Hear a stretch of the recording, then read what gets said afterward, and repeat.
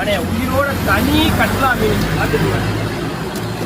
தனி கட்லா நல்லா பெரிய சைஸ் கட்லா, ஒரு பொட்டு முள் இருக்காது பார்த்துக்குங்க. உயிரோட இருக்கு. மெயினாக அவ்வளோ ஃப்ரெஷ்ஷாக இருக்குன்னு மட்டும் பாருங்க.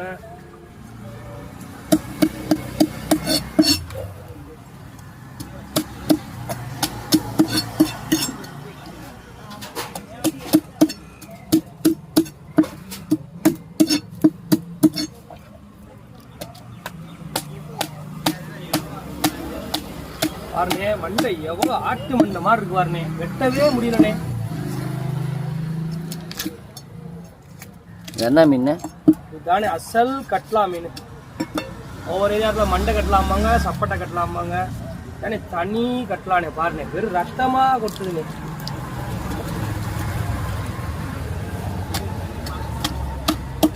பரவாயில்லண்ணே, மணி 12 மணி வரைக்கும் உயிரோட மீன் வச்சிருக்கீங்களே. எப்போ வந்தாலும் உயிரோட கிடைக்குங்க.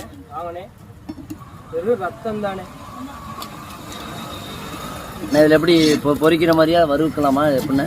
எல்லா வீட்லேயும் 2 வீட்லையுமே எப்போ வாங்கினாலும் பொரிப்பாங்க, குழம்பு வைப்பாங்க. 2க்குமே உகந்த மீன். சின்ன பிள்ளைங்க ஈஸியாக சாப்பிடக்கூடிய மீன்.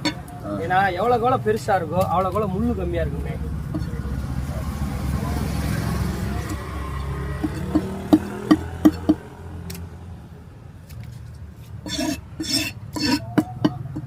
மீன் பெருசாக இருக்குது, அதனால் 2ஆக போட்டாலே மீன் நல்லா இருக்கும். பாருங்க ஆட்டுக்கறி மாதிரி இருக்கும். ஆனால் மீன் மறந்துடாதீங்க, மீன் பார்த்துக்கோங்க. அப்படியே ஃப்ரெஷ்ஷாக பார்த்துக்கோங்க.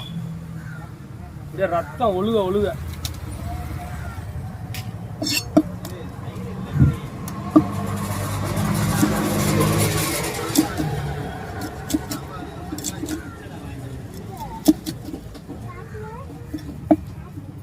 அங்கே வந்து பாருங்க எவ்வளோ ஃப்ரெஷ்ஷாக இருக்குன்னு.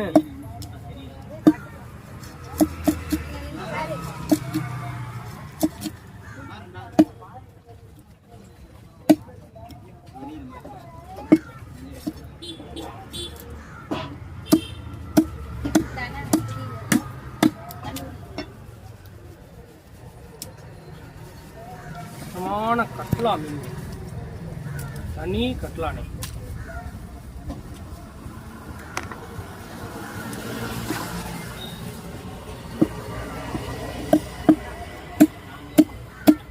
மீன் எத்தனை கிலோ மீன்? ரொம்ப பெரிய மீனா இல்லை, பெரிய மீன் தான் ஓரளவு சக்கையா இருக்குன்னு சொல்லுவாங்க. கறி பூ மாதிரி வந்து 2.5 கிலோ மீன் தானே, ரொம்ப பெருசுலாம் கிடையாது. 2.5 கிலோ மீன்ல கழிவு உழவானே? கழிவே இல்லைண்ணே, அதையும் தனியாக கழிவே இல்லாமல் இருக்குண்ணே. ஆமாண்ணே, இது தனியாக காட்டுறேனே.